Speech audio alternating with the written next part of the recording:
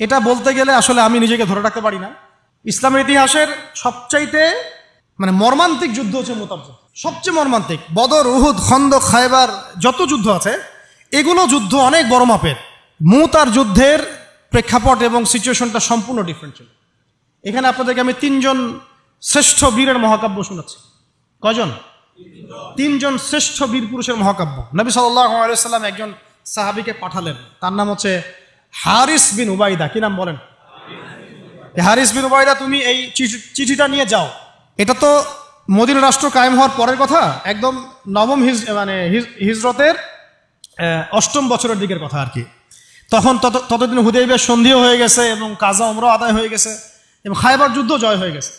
খায়বারের পরের কথা এটা আর কি, যে হারিস বিন উবাইদা তুমি এই চিঠিটা নিয়ে যাও, ওই রোমকদের কাছে যাবা। তখন তো সুপার পাওয়ার 2টা, রোমানরা এবং পার্সিয়ানরা। তো এখনকার ওই যে এই কন্টিনেন্টের ন্যাটো আর ওই কন্টিনেন্টের চায়না রাশিয়ার মতো আর কি, যেতে পারতেছে। তো সে গেল ওখানে। সুরাহবিল আল গাসানি একজন শাসক ছিলেন ওইখানকার সিরিয়ার। তো সে ওই চিঠিটা দেখে বলতেছে যে আচ্ছা ঠিক আছে, বসো, দেখি কি করা যায়। চিঠিতে লিখে আছে ইসলাম কবুল করেন, আল্লাহ পাক শান্তি বর্ষণ করবেন, আসলিম তাসলিম। ওই যে নবী সাল্লাল্লাহু আলাইহি ওয়াসাল্লাম চিঠি আছে না একটা রাষ্ট্রপ্রধানদের কাছে, তো সে চিঠি পড়ে উদ্ধত আচরণ। আমি এখানকার আমির, আমাকে ওই মক্কার মেষপালকরা চিঠি পাঠায়, ভাবতে এরকম। তো কে চিঠি নিয়ে আসছে? যে হারিস বিন উবাইদা। আচ্ছা ওকে বসাও। হারিস বিন উবাইদা রাদিয়াল্লাহু আনহুকে, রাষ্ট্রদূত কিন্তু তিনি, রাষ্ট্রদূতকে তারা নির্মমভাবে হত্যা করল। কথা বুঝতে পারছেন? এবার নবী সাল্লাল্লাহু আলাইহি ওয়াসাল্লামের কাছে খবর যখন আসছে রাষ্ট্রদূতকে হত্যা করেছে। আমার সাহাবীকে, কয়জন সাহাবীকে হত্যা করেছে? 10 জন, 20 জন, 100 জন না একজন সাহাবীকে হত্যা করার প্রতিশোধ নেওয়ার জন্য নবী সাল্লাল্লাহু আলাইহি ওয়াসাল্লাম 3000 বাহিনীর একটা জিহাদি কাফেলা তৈরি করলেন। 3000 বাহিনী কাফেলায় তিনি নিজে নেতৃত্ব না দিয়ে বললেন যে এই কাফেলার নেতৃত্ব দিবে আমার প্রিয় ভাজন, তাকে তার পালক পুত্র বলা হতো এক সময়, যায়েদ ইবনে হারেসা রাদিয়াল্লাহু আনহু। কোন যায়েদ? তায়েফের সফরের সঙ্গী, তায়েফের সফরে একজন সাহাবী তার সাথে ছিল, তার নাম যায়েদ ইবনে হারেসা।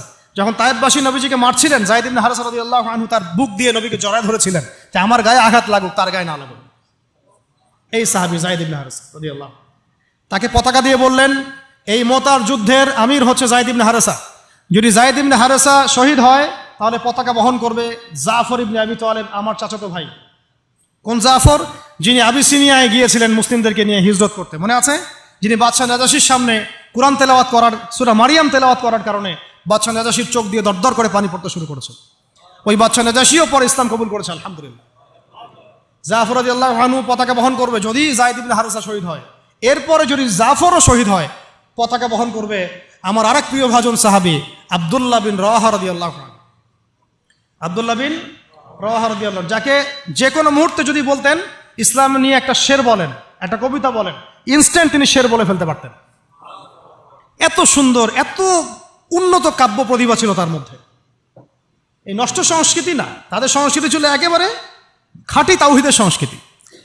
এমনকি কাবা তাওয়াফ করছেন যিনি, তখন কাবা তাওয়াফ করছেন বিদায় কাজা উমরা আদায় করার সময় নবীর সামনে সামনে তিনি ঘুরছেন এবং আবৃত্তি করছিলেন একটা কবিতা কাফেরদেরকে আঘাত করার জন্য। এই কাফেররা দেখো, তোমরা যাকে বের করে দিয়েছিলে তিনি আজকে সসম্মানে এখানে ঘুরতেছে। ওমর রাদিয়াল্লাহু আনহু বলছিলেন যে কাবা তাওয়াফ করার সময় তুমি এগুলো বলছো? নবীজি বলেন ওকে ছেড়ে দাও, সে এমন বাক্য তিলাওয়াত করতেছে, এমন বাক্য সে চয়ন করেছে যেগুলো কাফেরের অন্তরে বর্ষার চাইতেও বেশি বিদ্ধ হচ্ছে, তাকে বলতে দাও। এই হলো আব্দুল্লাহ বিন রাওয়াহা রাদিয়াল্লাহু আনহু, নবীজির অত্যন্ত প্রিয় ভাজন সাহাবী। আব্দুল্লাহ বিন রাওয়াহা যদি শহীদ হয় তাহলে তোমরা তোমাদের মধ্য থেকে একজনকে আমির নিযুক্ত করে নিও। সাহাবীরা বুঝে ফেললেন এই সফরে আমরা 3 জনই শহীদ হতে যাচ্ছি, কারণ একটা সফরে কখনো 3 জন আমিরের প্রয়োজন হয় না, হয় না। এবার তারা গেলেন, তারা কখনো আশাও করেন নাই ওখানে যা দেখবেন। ওখানে গিয়ে দেখলেন যে 1 লক্ষ রোমান সৈন্য সামনে এসে দাঁড়িয়েছে। কত লক্ষ? এবং একেবারে ফুল প্রশিক্ষিত, একদম ফুল আর্মড ফোর্সড। আর এর সাথে তাদের সাহায্যকারী দলেও আছে আরো 1 লক্ষ সৈন্য। মোট কয় লক্ষ? এদিকে কতজন? যুদ্ধ হওয়া সম্ভব? আসলে কি সম্ভব? সম্ভব না। এই যুদ্ধ কিন্তু সম্ভব না। আমরা তো আগে সংখ্যাগরিষ্ঠ হওয়ার কথা চিন্তা করি। কোনো যুদ্ধে ইসলাম সংখ্যাগরিষ্ঠতা দিয়ে জিতে নাই। ইসলাম জিতেছে ইমানের বদৌলতে, শুধু ইমানের বদৌলতে। আমরা সংখ্যা দিয়ে কখনো বিজয় লাভ করতে পারি নাই। এখন এবার সাহাবীরা মাশওয়ারা করতেছেন রাত্রেবেলা, আমরা কি করব? কালকে যুদ্ধ করব, নাকি মদিনায় ফিরে যাব, নাকি রাসূলকে খবর পাঠাবো, নাকি কোনো বিকল্প ফোর্স নিয়ে আসার ব্যবস্থা করব, কি করব? তখন সাহাবী, ওই যে বললাম আব্দুল্লাহ বিন রাওয়াহা রাদিয়াল্লাহু আনহু দাঁড়ালেন। তরুণ সাহাবী, আপনাদেরকে বলতেছে, তরুণ সাহাবী দাঁড়িয়ে বলছেন যে, হে আমার ভাইয়েরা, আমরা এখানে কি জন্য এসেছি? হয় আমরা এই যুদ্ধ করব, শহীদ হব, না হলে আমরা গাজী হব। আর আপনারা যে বিষয়টাকে ভয় করছেন, আসলে কিন্তু আমরা সেটা পাওয়ার জন্যই এসেছি, তার নাম শাহাদাত। আপনারা যেটাকে ভয় করছেন যে আমরা এখানে গেলে মারা যাব, ওটার জন্যই তো আমরা এত দূরে এসেছি। আমরা গাজী হই অথবা শহীদই হই, আমাদের জন্য আজর আল্লাহর কাছে লেখা থাকবে। তো তার এই মানে এমন ঈমানদীপ্ত ছিল ভাষণটা, আমি তো ওটা বলতে পারলাম না, আরবিতে তিনি বলেছেন। এতে মানে উৎফুল্ল হয়ে বা ইন্সপায়ার্ড হয়ে সাহাবীরা আর দ্বিতীয়বার ভাবলেন না, ঠিক আছে কালকে যুদ্ধ হবে। এবার পরের দিন যুদ্ধ শুরু হল। এটা কি সম্ভব যুদ্ধ? প্রথমে যায়েদ ইবনে হারেসা রাদিয়াল্লাহু আনহু পতাকা নিয়ে ঘোড়া ছুটা আগায় যাচ্ছেন, এবং একটা আঘাতও পিছন থেকে করার সাহস হচ্ছে না তাদের, সব আঘাত তারা সামন থেকে করছেন। এক পর্যায়ে যায়েদ রাদিয়াল্লাহু আনহুর এই মানে গায়ের মধ্যে তারা বর্ষা নিক্ষেপ করে। বর্ষা তো আগেকার বড় বড় বল্লম বর্ষা ছিল, এবং একটা বর্ষা তার গায়ে যখন লাগে তিনি পড়ে যান, এবং এই অবস্থায় আস্তে আস্তে তার শাহাদাত হয়। পতাকা পড়তে দেন নাই, পতাকা নিয়ে নিয়েছেন জাফর ইবনে আবি তালিব রাদিয়াল্লাহু আনহু হাতে, এবং জাফর রাদিয়াল্লাহু আনহু যুদ্ধ করতে থাকেন, এত বীর বিক্রমে যুদ্ধ করতে থাকেন যে এক পর্যায়ে তিনি তার নিজের কালো এবং লাল ডোরাকাটা ঘোড়া ছিল, সেই ঘোড়ার পা নিজেই কেটে ফেলেন, যে আমার যেন পালিয়ে যাওয়ার মন না উঠে কখনো ঘোড়া চলে, তারা যেন আমার ঘোড়া ইউজ করতে না পারে। সাহাবীরা বলছেন তার শাহাদাতের পরে তার বডির মধ্যে আমরা এরকম 50টা থেকে 60টা এরকম আঘাতের দাগ দেখেছি। একটাও দেহের পিছনে ছিল না, সব সামনে ছিল। যুদ্ধ করতে করতে এক পর্যায়ে তার ডান হাতটা কেটে পড়ে যায়। এরপরে তিনি বাম হাতে পতাকা উঠায় নেন, কাফেররা বাম হাতটাও কেটে ফেলে। এরপরে তিনি বুকের সাথে পতাকাটাকে এইভাবে জড়িয়ে রাখেন, বুকের সাথে পতাকাটাকে এইভাবে জড়িয়ে রাখেন, পতাকা পড়তে দেন নাই। একজন রোমান সৈন্য তাকে আঘাত করে এবং তার দেহটা দ্বিখণ্ডিত হয়ে যায়। এই খবর নবী সাল্লাল্লাহু আলাইহি ওয়াসাল্লাম ওই মদিনায় বসে বসেই পাচ্ছিলেন। তিনি বললেন, এইমাত্র যায়েদ শহীদ হলো, এইমাত্র জাফর শহীদ হলো।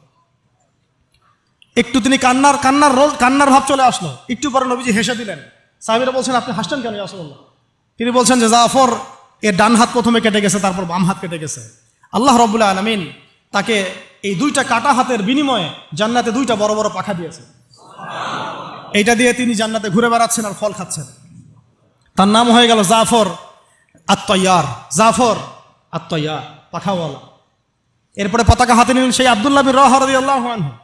তিনিও তো বীর বিক্রমে যুদ্ধ করতে লাগলেন। এক পর্যায়ে তিনি একটু কান্না করেছিলেন। সাহাবীরা বলছেন, আপনি কি ভয় কান্না করতেছেন? জি না, আমি ভয় কান্না করছি না, বরং কোরআনের একটা আয়াত আমার মাথায় আসছে বলে আমি কান্না করছি। সে আয়াতটা ছিল সূরা মারিয়ামের মধ্যে, ওয়াইম মিনকুম ইল্লা ওয়ারিদুহা কানা আলা রাব্বিকা হাতমান মাকদিয়া, একটা আয়াত আছে কোরআনে সূরা মারিয়াম।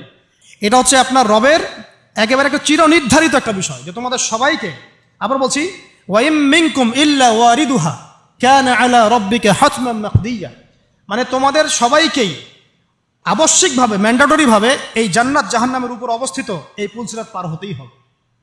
এটা তোমার রবের একটা প্রাচীন একটা মানে স্টেটমেন্ট, এটা তোমাকে করতেই হবে, সবাইকে করতে হবে। এই আয়াতটা মনে হয় আমার কান্না আসতেছে। একজন তাকে একটা হাড্ডিওয়ালা গোশত এনে দিয়েছিল, তিনি সেই গোশতটা খাওয়ার জন্য চেষ্টা করছিলেন, তো পরে একটা কামড় দিয়ে ফেলে দিয়েছেন।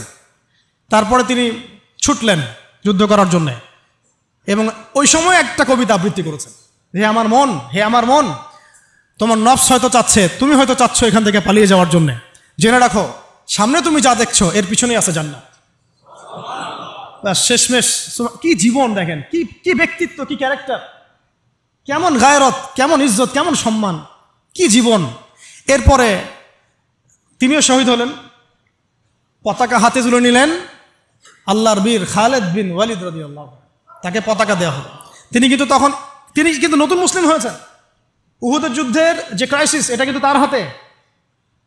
কাজা ওমরা আদায় করতে গিয়ে নবীজি চিঠি লিখে দিয়েছেন, ছোট্ট করে একজনের দ্বারা লিখিয়েছেন যে খালিদকে চিঠিটা পৌঁছে দিও।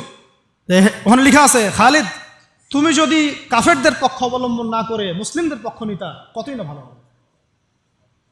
ঠিক আছে, এই একটা লেখা, একটা চিঠি খালিদ রাদিয়াল্লাহু আনহু একবারে কলিজাটা কাঁপায় ফেলছে।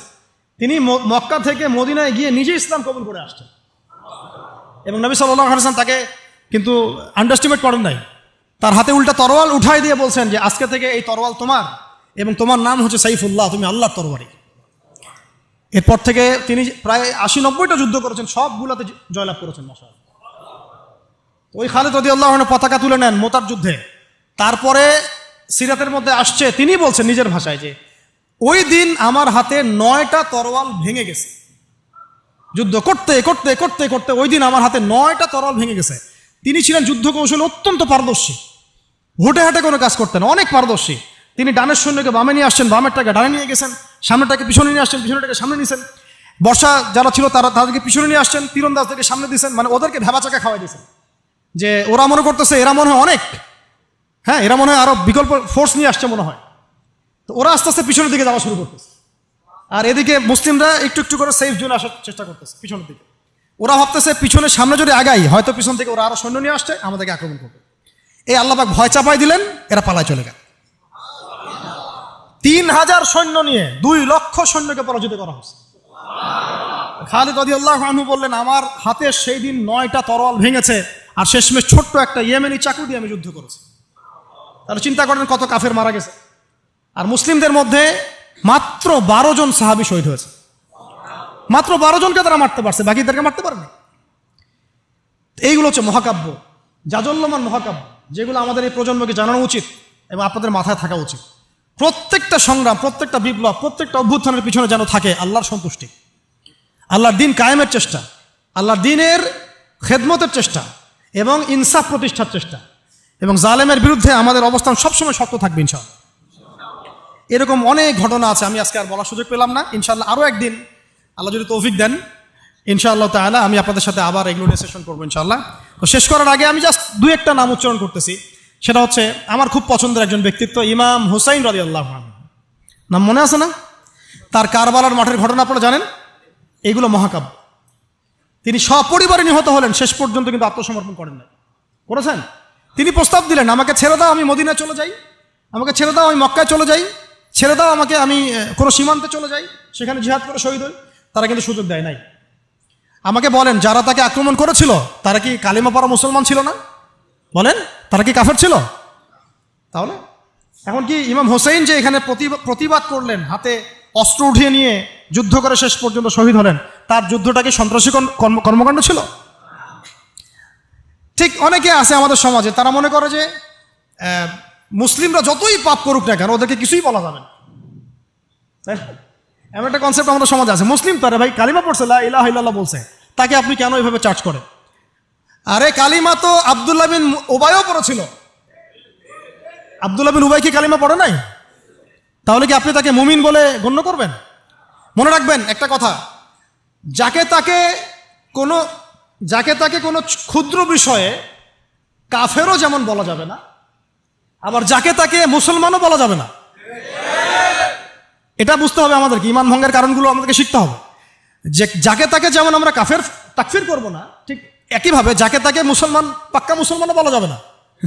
আল্লাহ পাক আমাদেরকে বোঝার তৌফিক দান করেন। ঠিক এইভাবেই উমর রাদিয়াল্লাহু আনহু একদিন ফজরের নামাজে দাঁড়িয়ে কিরাত করছেন, পিছনে এক দাস, এই ফাইরুজ আবু লুলু, একেবারে ধারালো ছুরি দিয়ে উমর রাদিয়াল্লাহু আনহুকে 2-3টা আঘাত করলো। উমর রাদিয়াল্লাহু আনহু শহীদ হলেন।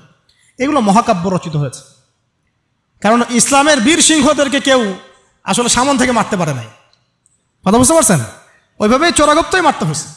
আল্লাহর কসম, উমর রাদিয়াল্লাহু আনহু যে জায়গায় শাহাদত বরণ করছেন ওই জায়গায় আমি দাঁড়াইছি, আলহামদুলিল্লাহ।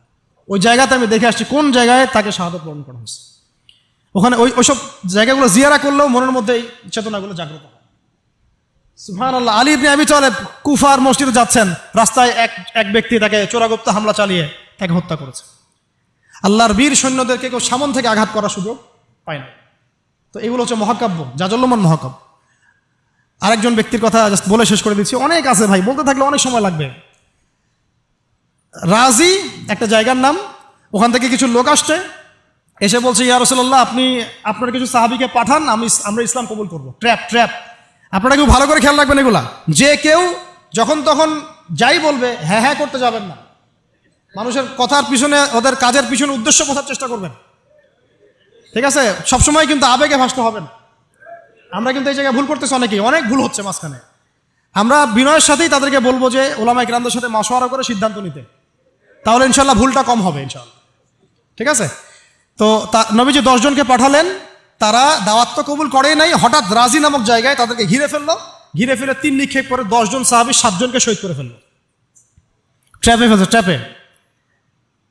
মানে এমনও আছে যে ওয়াজ মাহফিলে ডেকে মানুষ অনেক আলেমদেরকে মানে খারাপ কিছু করে ফেলেছে, হ্যাঁ, এরকম হিস্ট্রি আছে। তো সতর্ক থাকতে হবে, সতর্ক থাকার চেষ্টা করে। এখন 3 জন সাহাবী যুদ্ধ চালিয়ে যাচ্ছেন, তারপরেও তার মধ্যে একজন হচ্ছেন খুবাইব রাদিয়াল্লাহু আনহু। কি নাম বলেন? খুবাইব রাদিয়াল্লাহু আনহু। খুবাইব রাদিয়াল্লাহু আনহুকে এক পর্যায়ে মানে আর কতক্ষণ পারা যায়, 100 জন ঘিরে ফেলছে, আমরা 10 জন, 7 জন শহীদ হয়ে গেছে, 3 জন বাকি আছে, কতক্ষণ পারা যায়? তো তারা বললো যে তোমরা পাহাড় থেকে নেমে আসো, তোমাদেরকে ছেড়ে দিব। 3 জন মাশওয়ারা করছেন, না নামা যাবেন, নামলে কিন্তু ওরা আমাকে ধরে ফেলবে। তারপরে বাধ্য হয়ে এক পর্যায়ে নামতে হয়েছে, নামার সাথে সাথেই একজনকে তারা মেরে ফেলছে, বাকি 2 জনকে তারা মক্কায় বিক্রি করে দিয়েছেন। ওই মক্কার 2 জনের মধ্যে একজন হচ্ছেন খুবাইব রাদিয়াল্লাহু আনহু। কি নাম? খুবাইব রাদিয়াল্লাহু আনহু। আরেকজন নাম আসিম রাদিয়াল্লাহু আনহু। আসিম রাদিয়াল্লাহু আনহুকেও তারা হত্যা করেছে এবং তার লাশটাকে বিকৃত করার চেষ্টা করেছিল। কিন্তু আসিম রাদিয়াল্লাহু আনহু ওই সময় দোয়া করেছিলেন, আল্লাহ আমার লাশকে কোনো কাফেরের হাতে বিকৃত হতে তুমি দিও না। যুদ্ধ করতে করতে কথাটা বলেছেন, কারণ তিনি বুঝতে পারছেন যে 100 জন ঘিরে ফেলছে। ওদের একটা ট্রেডিশন ছিল লাশ বিকৃত করা, যে আল্লাহ আমার লাশটাকে তুমি কোনো কাফেরের হাতে বিকৃত করতে দিও না। তখন আল্লাহ রাব্বুল আলামিন তার শাহাদাতে পড়ে এক ঝাঁক ভেমরুল পাঠায় দেন, তারা তার গায়ের উপর বসে পড়ে, কোনো কাফের তাকে হাত দিতে পারে না। আল্লাহ পাক এভাবে সাহায্য করেন। আর এইদিকে খুবাইব রাদিয়াল্লাহু আনহুকে বিক্রি করে দেওয়া হলো মক্কায়, তাকে জেলখানায় রাখা হচ্ছে। তো খুবাইব রাদিয়াল্লাহু আনহু জেলখানায় বসে আছেন, এটা একটু শুনেন আপনারা। জেলখানায় বসে আছেন, তার খুরের কাজের প্রয়োজন হয়েছে। ছেলেদের প্রয়োজন হয় না? খুরের কাজ তো বুঝতে পারছেন, অ্যাডাল্ট আপনারা। তো খুর চেয়েছেন, একটা খুর, আমাকে একটা খুর দাও। এখন কথা হচ্ছে খুবাইব রাদিয়াল্লাহু আনহু খুর চাইছেন, খুর দেয়া হয়েছে, তারা খুর দিচ্ছেন। তো খুর কাজ শেষ করার পরে ওই কাফেরদের একটা বাচ্চা, ছোট বাচ্চাটা দৌড়াদৌড়ি করতে গিয়ে ওই জেলখানার ভিতর ঢুকে গেছে, খুবাইব রাদিয়াল্লাহু আনহুর কাছে চলে আসছে। তো খুবাইব রাদিয়াল্লাহু আনহু কিন্তু পারতেন তাকে জিম্মি করে ওখান থেকে বের হইতেন, পারতেন না? তিনি কোলে বসে আদর করতেছেন বাচ্চাটাকে, যার বাচ্চা সে তো আতঙ্কে, এইবার তো অবস্থা খারাপ, আমার বাচ্চাকে মেরে ফেলে তো সমস্যা হবে। তো খুবাইব রাদিয়াল্লাহু আনহু তাকে ছেড়ে দিলেন এবং আল্লাহ পাক ওই জেলখানার মধ্যে আল্লাহর পক্ষ থেকে তাকে আঙ্গুর খাওয়ালেন। ওই সময় ওই আঙ্গুর কথা পাওয়া যাচ্ছে না, কিন্তু জেলখানায় তিনি বসে আঙ্গুর খাচ্ছেন। তো কাফেররা বলেছে নিজেরাই যে খুবাইবের চেয়ে শ্রেষ্ঠ কোনো বন্দী আমরা কখনো দেখি না, খুবাইবের চেয়ে শ্রেষ্ঠ কোনো বন্দী আমরা কখনো দেখি নাই। খুবাইব রাদিয়াল্লাহু আনহুকে এরপরে মক্কার বাজারে নিয়ে যাওয়া হয়, একটা গাছের কাছে নিয়ে গিয়ে, শেষ করে দিচ্ছি লাস্ট পয়েন্ট, তাকে শুলদণ্ড দেওয়া হয়। কি দণ্ড? শুলদণ্ড। এটা আপনারা বুঝবেন না, এটা এমন না যে গলায় ফাঁসি দেওয়া। শুলদণ্ড কি একটু সার্চ করে দেখেন। লোহা পিছন দিয়ে মানে শরীরে একটা পাশ দিয়ে ঢুকিয়ে আর একটা পাশ দিয়ে বের করে দেওয়ার নাম শুলদণ্ড। নাউযু বিল্লাহি মিন যালিক, সুবহানাল্লাহ, লা হাওলা ওয়ালা কুওয়াতা ইল্লা বিল্লাহ। কি মানুষ! তখন তাকে বলা হচ্ছে, তোমাকে যদি শুলদণ্ড না দিয়ে মুহাম্মাদকে তোমার জায়গায় নিয়ে আসি, তুমি কি খুশি হবা? তিনি বলছেন, আমার জায়গায় মুহাম্মাদের একটা চুলও যদি বাঁকা হয় আমি সেটাও সহ্য করবো না। তুমি কি চাও বলো, শেষ খয়েশ কি? তখন খুবাইব রাদিয়াল্লাহু আনহু বলছেন, আমার শেষ ইচ্ছা হচ্ছে 2 রাকাত নামাজ পড়া। 2 রাকাত নামাজ পড়ার সুযোগ দেওয়া হলো, তিনি একটু শর্টকাটে নামাজ পড়লেন। বললেন যে আমি যদি নামাজ লম্বা করতাম তোমরা হয়তো বলাবলি করতে যে আমি ভয় পাচ্ছি। এরপরে তিনি 2টা কথা বলেছেন। এটা শেষ পয়েন্ট। 2টা কথা বলেছেন। একটা হচ্ছে সমস্ত মানুষদেরকে লক্ষ্য করে তিনি বলেছেন দোয়া, আল্লাহর কাছে হাত তুলে দোয়া করেছেন, আল্লাহুম্মা আহসিহিম আদাদা, আল্লাহ তুমি একটা একটা করে এদেরকে গুনে রাখো। ওয়াকতুলহুম বাদাদা, এবং তাদের একটা একটা করে তুমি হত্যা করবা। কে বদদোয়া করতেছেন? এবং কি শেষে একটা লাইন আছে, ওয়ালা তাতরুক মিনহুম আহাদা, আল্লাহ তুমি তাদের একজনকেও বাকি রেখো না, তুমি সবগুলোকে আল্লাহ তুমি একটা একটা করে হত্যা করো। পরবর্তীতে আসলে কিন্তু হয়েছেও তাই, বিভিন্ন সময় এরকম কনফ্লিক্ট হয়েছে আর কি। তো তবে কিছু মানুষকে আল্লাহ ইসলাম কবুলের সুযোগ দিয়েছেন শেষ পর্যন্ত হয়তো। এরপরে তিনি দোয়া করছে, এরপরে তিনি একটা কবিতা আবৃত্তি করেছিলেন, এটা আমাদের আজকের আলোচনার শেষ অংশ। ওই অবস্থায় তিনি কবিতা আবৃত্তি করছিলেন। এই কবিতাটা আমরা সবাই যেন মুখস্থ করার চেষ্টা করি। অনেক সিরাতে অনেকভাবে আসছে, আমি আমার মতো করে বলার চেষ্টা করছি। তিনি অনেক 12-14 লাইনের একটা কবিতা আবৃত্তি করেছিলেন। তার শেষের 4টা লাইনে তিনি বলেছিলেন যে ওয়ালাস্তু উবালি হিনা উকতালু মুসলিমান, আমি কোনো পরোয়াই করি না যখন আমাকে মুসলিম হিসেবে শহীদ করা হচ্ছে। ওয়ালাস্তু উবালি হিনা উকতালু মুসলিমান আলা আই জামবিন কানা লিল্লাহি মাসরাই, আমাকে যেদিকেই পাশ ফিরিয়ে হত্যা করা হোক না কেন সেই পাশটা আল্লাহর জন্যই। ওয়াযালিকাল ইলাহ ওয়া ইন ইয়াশা, তিনি এমন একজন ইলাহ যিনি চাইলে ইউবারিক আলা ফি কুল্লি শিলউইন মুমাজ্জা, তিনি আমার প্রত্যেকটা হাড়ে রক্তে মাংসে বরকত দিতে পারেন। এরপর তাকে শহীদ করা হয়। তো প্রিয় ভাইয়েরা, অনেক আলোচনা হলো, করতে থাকলে সারা রাত চলে যাবে, একদিনে তো সব বলা যাবে না। তো ইনশাআল্লাহ আমরা প্রতি মাসে যদি একটা করে সেশন করতে পারি, ইনশাআল্লাহ তাআলা আমাদের জন্য অনেক মুফিদ। আজকে আমরা যে বিষয়টার দিকে ফোকাস করার চেষ্টা করলাম যে মহাকাব্য রচনা করতে হবে আল্লাহর জন্য।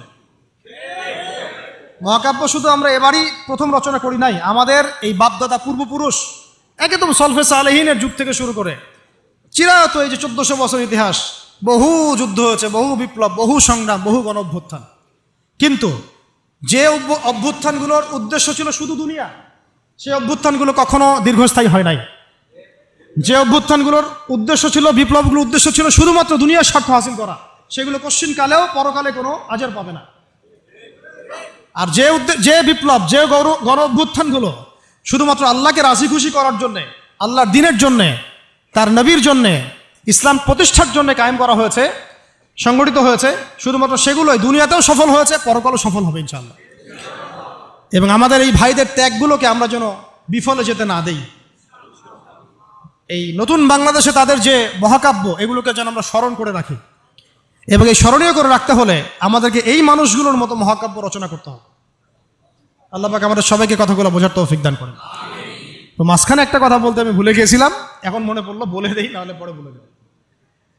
ওই যে মিদআমের কথাটা আপনাদেরকে বললাম যে বাইতুল মাল থেকে কি চুরি করছে। হ্যাঁ, আপনারা যারা গণভবন থেকে এত কিছু নিয়ে আসছেন, এখন বুঝেন কি করবেন। এটা তো বাইতুল মাল হয় নাই ভাই, ওটা কি বাইতুল মাল? এখন এই রাষ্ট্রের কি কোনো আমির আছে যে এটাকে বন্টন করে দিচ্ছে আপনাদের মধ্যে? তা তো করে নাই। তাহলে ফ্রিজ ট্রিজ, মাছ মাংস, ডিম দুধ কলা যে নিয়ে আসলেন, এটার কি হবে এখন? যাক, এটা আল্লাহ পাক যেন মাফ করে দেন, দোয়া করি। আল্লাহ রাব্বুল আলামিন আমাদের সবাইকে নবী সাল্লাল্লাহু আলাইহি ওয়াসাল্লামের সিরাত পড়ার তৌফিক দান করেন, সিরাতের আলোকে দিন বোঝার তৌফিক দান করেন। সেই দিন নিজে পালন করব, নিজের পরিবারে কায়েম করব, সেই ইলম অনুযায়ী আমল করব, হালাল খাবো এবং দিনের